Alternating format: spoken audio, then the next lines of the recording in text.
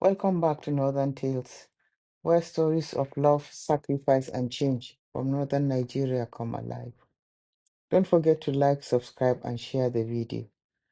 This is the final part of When Love Isn't Enough, Farouk and Meiro's stories. Mairo makes her most desperate vow to reclaim her family and her husband's heart. But words alone are no longer enough. This time her actions must speak louder than the glamour. Let's continue. Mairo sat in her section of the house, the silence pressing on her like a punishment. The laughter of her children echoed faintly from the other wing, each sound both sweet and piercing to her heart. She pressed her palms together, whispering to herself, I will get my family back. I will not lose them. She began to think of ways to bridge the gap that had grown between her and Farouk. Her first thought was her mother. Despite all her mother's love for glitter and glamour, she had always placed family above pride. If I tell Mama, she will scold me first, but she will help me. She will call Farouk and beg him to listen. The idea comforted her. Her mother's authority had always carried weight with her father, and perhaps it could soften Farouk too. Then her mind went to Amina, her old friend, whose words had once guided her through storms. Amina, who had remarried and divorced, who understood the fragility of marriage. If I tell Amina the truth, she will not judge me. She will show me how to speak to Farouk without pride in my voice. Amina's calm strength might give her the script she needed. Another thought crossed her mind. Farouk ignores my calls now, but he has always been a man who reads and keeps words close to his heart. If I write him a letter, honest, without excuses, maybe he will read it when his anger cools down. Maybe my words will reach where my voice cannot. Her heart turned towards her children. She thought of Ahmad and Khairat, how they avoided her eyes now, how they clung to their father.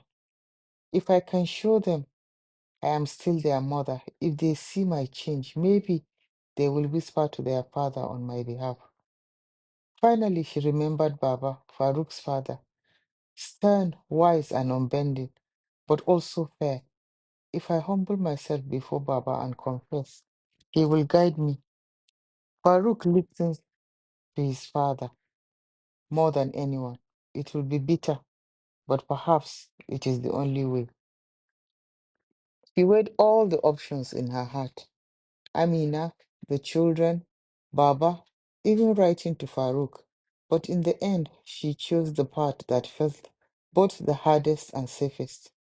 Her mother, for all her flaws, Mama had never turned her back on family. Mero adjusted her veil and walked quickly through the compound to her mother's quarters, her heart pounding, but she forced herself to keep her head high. This was her safest place. Her mother had always loved her, even when she disapproved. Inside, Hajia was seated before her large mirror, applying a touch of perfume to her veil. When she saw Mero at the doorway, her face lit up, then darkened when she noticed the strain in her daughter's eyes. Mero, what is this? You look like a ghost. Mero knelt before her mother, resting her head against her lap like a child. Her voice broke. Mama, I have lost them. Farouk, the children, they are slipping away from me.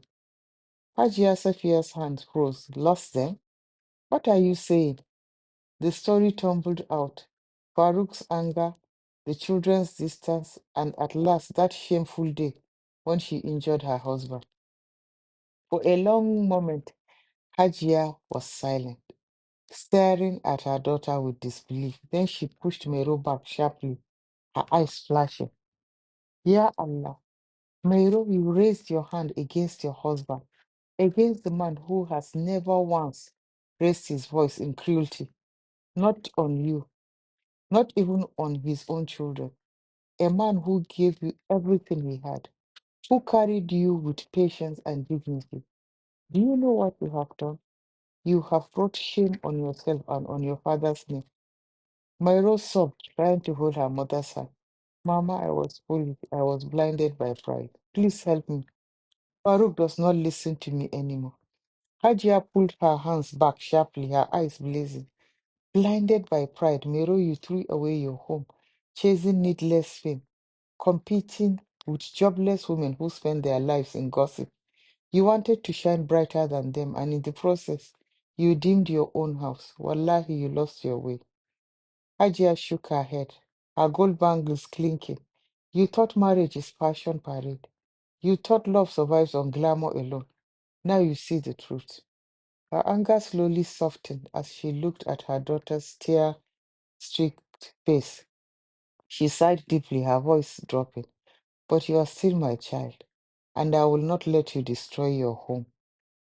Mero lifted her head, hope flickering. Then what should I do, Mama? Tell me. I will do anything. Hajia leaned closer, her voice firm and calculating. Talk will not save you now. Farouk has had enough sweet words. If you want to win him back, you must act. Show him the Mero he married, the one who stood by him when there was nothing. Go back to his children. Cook his favorite meals with your own hands. Let him see with his eyes that you are not just glitter, you are substance. Then and only then his heart may soften. She nodded slowly. Mama, I will do it. Whatever it takes, I will fight for them. When she got home, Mero walked into Farouk's section, her heart pounding in her chest. He sat on a low cushion scrolling through his phone, a glass of soap untouched by his side. She knelt respectfully, her voice soft. Farouk, there's something I wish to ask. He looked up briefly, his face calm but distant. Go on. She swallowed. I want to enroll in a cooking class. It is in Ungwarimi. The class is from 9 to 1 each day. Kabir will drop me, and I will return with him when he picks the children. Farouk's brows lifted slightly. A cooking class? And how much will it cost? Mero lowered her eyes, her tone measured. 500,000. But you don't need to worry, I will pay for it myself. His gaze lingered on her, surprised. Yourself? With what money? She smiled faintly, though her fingers trembled on her laps. I did not buy the Ashobi Farouk. I kept the money. And instead of wasting it, I want to spend it on this. To learn to do better for you, for our children. Farouk leaned back, studying her. For a moment, the corners of his mouth twitched as if caught between disbelief and amusement. You, cooking class, after all these years of chefs and caterer, Haba Mero. Mero bit her lip, but her voice was steady. Yes, maybe I forgot what mattered, but I want to remember. I want you to taste my food again and know it is from me, not anyone else. The silence stretched. Farouk reached for his glass, taking a slow sip before setting it back down. His eyes softened just for an instant before he maxed it again. Do what you want, Mero. Just don't expect me to believe in miracles overnight. Her heart ached at the distance in his voice, but she bowed her head respectfully. Thank you, Farouk. That's all I ask. The chance to try. As she rose to leave, he watched her retreating figure. Something stirred deep within him. He did not call her back, but he did not dismiss her either.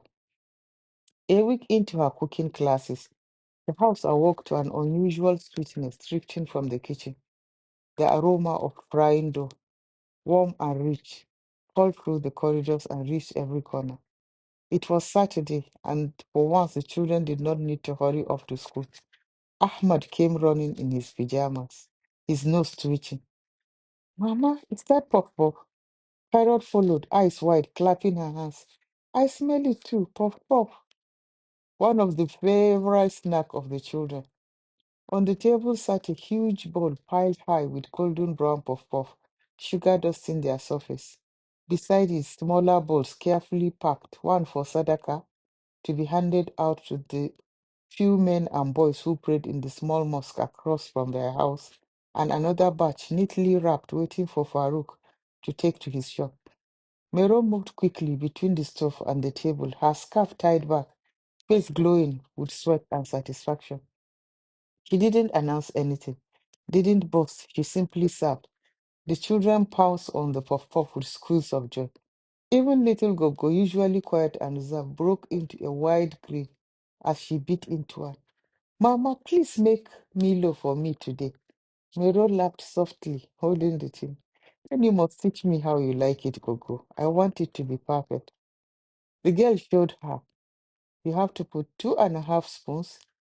Give me half spoon in my mouth. And when Miro stirred and handed over the steaming cup, Gogo's eyes shone. I like it, Mama, he declared, hugging Miro tightly.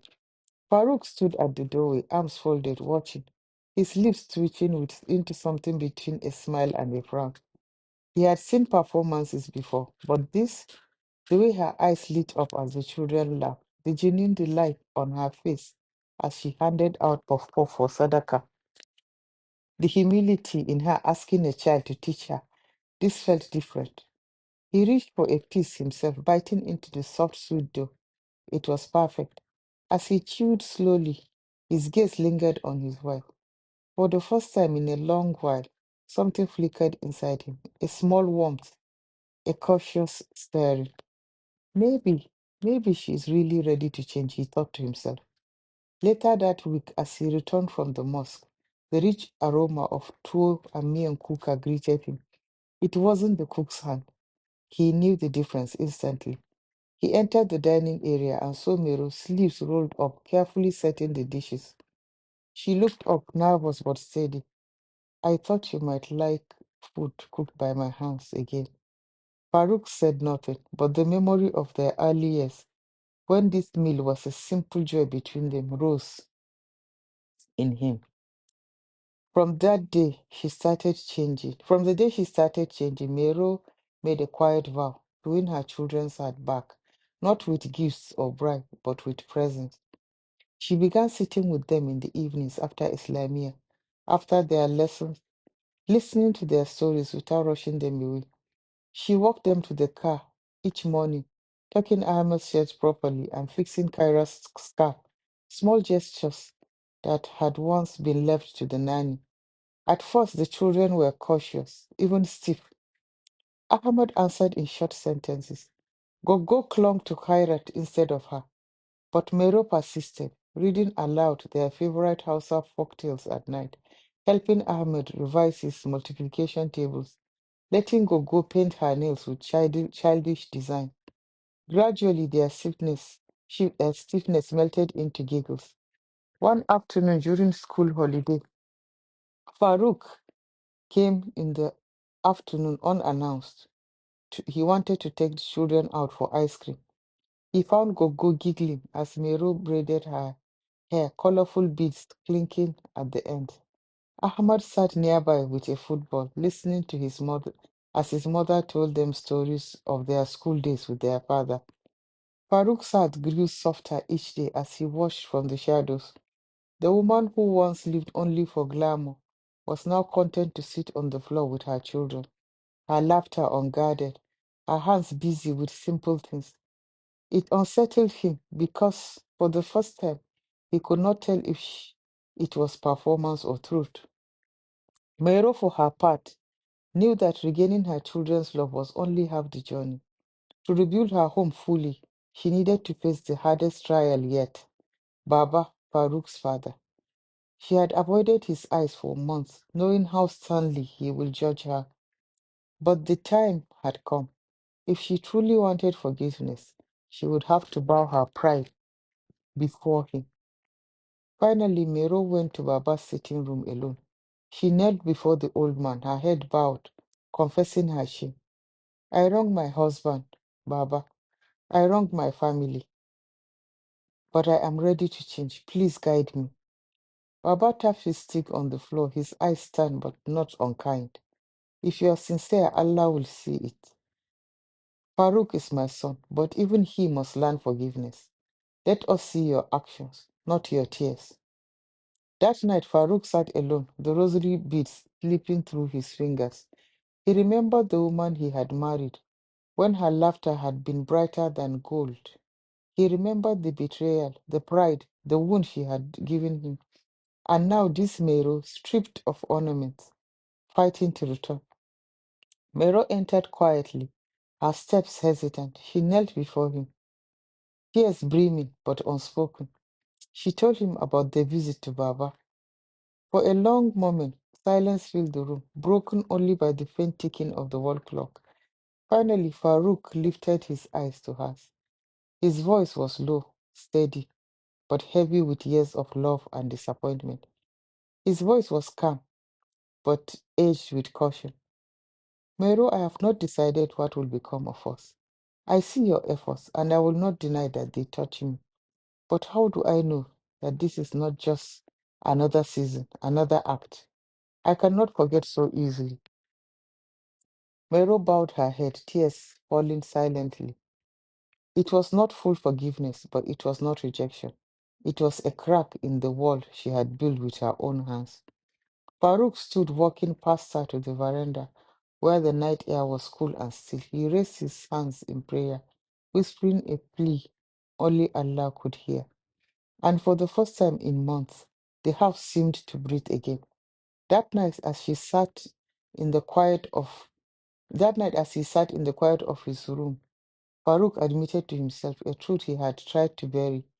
He still loved her. He had always loved her, even in the storm. But love alone could not erase the doubt eating at him. Day after day, Mero rose before dawn. Before Farouk left the house, the kitchen was already alive with the smell of fried eggs and warm kunu. She laid out the children's uniforms neatly, polished their shoes, and tied Gogo's ribbons with care. At first, she admitted silently she was performing each gesture a step in her campaign to soften Farouk's heart. But as the days blurred into weeks, something unexpected happened. She began to look forward to these mornings. She found joy in the small way Gogo hugged her tightly after a neatly done braid. One afternoon, while clearing the children's toys, Mero paused, her hand on a little wooden car. A thought struck her like a confession. I was never truly happy with that life. The glamour, the endless parties, the gossip. The memory of those glittering halls, lace shimmering, women competing in whispers, suddenly felt hollow. She realized she had been chasing applause, not peace. Here, in the quiet rhythm of caring for her children, she felt something she hadn't felt in years: contentment. She was shocked at herself, but it was true. Farouk noticed everything. At first, he told himself he would not be deceived by the show. He watched in silence, waiting for the cracks to appear, for her pride to resurface. But weeks turned into months, and still she persisted. Her laughter with the children was not forced. Her meals carried the old warmth. Farouk's heart remained, but each day it wrestled more fiercely with the love he still carried for her. He watched her quietly, noticing how her actions no longer seemed forced, how even the children now sought her out without hesitation. Still, he held his heart back, waiting for time to prove that words could not. Mero, meanwhile, knew there was one more wound left unhealed: the friendship she had broken. Her mother's words often echoed in her ears. Talk will not save you now. But when it came to Amina, silence had stretched too long. If she truly wanted to rebuild her life, she had to mend the bond she once shattered with pride. The late afternoon sun hung low as Mero stood before Amina's brother's modest gate where Amina was staying. Her hands trembled around the edge of her veil. For weeks she had thought about this moment. She could have called, but no, this required her presence, her humility. She knocked softly. The door opened, and there stood Amina, her expression shifting from surprise to caution. For a long heartbeat, neither spoke. Miro lowered her eyes, her voice breaking before the words could fully form. Amina, I wronged you. I was proud. I was cruel. I let envy and foolishness destroy what we had. Forgive me, please. Tears welled in her eyes as she sank to her knees right there at the threshold. You were my sister, my friend, the one who stood by me when I had nothing. And I threw it away. Wallahi, Amina, I regret it. Amina's lips parted in shock. She had imagined many things, but never Mairo, always proud and glittering, kneeling at her door with tears streaming down her face. Slowly she bent down, lifting her friend by the shoulder. Her own eyes glistened. Mairo, I was hurt, but I never stopped praying for you. I wanted you to see the truth, to come back to yourself. If this is real, then I forgive you. Mairo clung to her, sobbing into her shoulder. It is real. For the first time in years, I feel alive. I don't want to lose you again. Amina held her close, whispering softly, then rise, my sister. Let us start again. Allah is witness, and He loves those who return with sincere hearts. For the first time in a long time, Miro felt something break inside her. Not shame, not fear, but relief. She had gained not just her children's laughter back, but her friend's embrace too. When the tears subsided, Miro pulled back and spoke in a trembling voice. Amina, Farouk is still angry with me. I can see he notices the changes, but he holds back. I have tried dressing up. I use perfume. I go to his section, but he still ignores me. I've also been cooking, even taking the children into my arms again. They are forgiving me. I feel it. But Farouk, he is harder. I don't know what else to do. Amina listened quietly, her brow furrowed in thought. Then she smiled faintly, her voice calm but sharp with wisdom. Farouk is a man of principle. You cannot melt such a man easily. I know he still loves you. Show him through the world outside his house. Post a simple meal for his workers or the neighbors, not with extravagance, but with humility. Let them speak of you in his presence. Farouk may doubt your tongue, but he cannot doubt the testimony of others. Myro blinked, wiping her eyes. You mean let people see me different, so their words reach him? Amina nodded firmly. Exactly. A man like Farouk will trust what he hears from others more than from you right now. Do it quietly without showing off, and he will see. Hope stirred in Mero's chest as she squeezed her friend's hand. You are right, Amina. As always, you are right. Mero took Amina's advice to heart. Each morning she packed food for Farouk's workers, sending Kabir with seeming pots of rice and stew. She began giving small envelopes to the domestic staff too, thanking them for their service. Word spread it, and it pleased Farouk more than he admitted. One evening, to her surprise, he said quietly, pack a bag, come with me to Abuja, 3 days only. He claimed it was to inspect a new shopping plaza he was building, but deep down, Mero knew it was more than business. He booked them a cozy hotel for 2 days.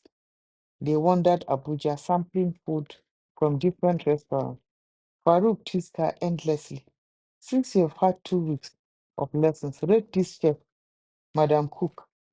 Mero laughed until her sides ached, joy bubbling in her chest. That night, as she prayed, she lifted her hands high, whispering with tears in her eyes, Alhamdulillah, my Farouk is back. It had been 1 year since the cup incident, and the relationship between Farouk and Mairo had matured. It was no longer the childish romance of old, when Mairo felt entitled and careless. In the past year, she and Amina had opened a small online food service. With Farouk's support, they named it Teacup, its logo a flying teacup spilling its content, a reminder of both pain and redemption. The business was still struggling, but it carried promise. The bond between Mero and everyone in the household had grown stronger. Farouk looked at her with new respect. Sometimes he would laugh and tease. You are the lioness that gave me my scar for life. I will take this scar back to my creator. Mero never tired of thanking him. In her heart, she knew the story could have ended very differently. She carried a new respect and love, not just for Farouk, but also for his father, Baba, a man wise enough to let his son find his own way, even when most fathers could have cast her out. Now Mairo often speaks to young brides and women who will listen, sharing her story as a cautionary tale.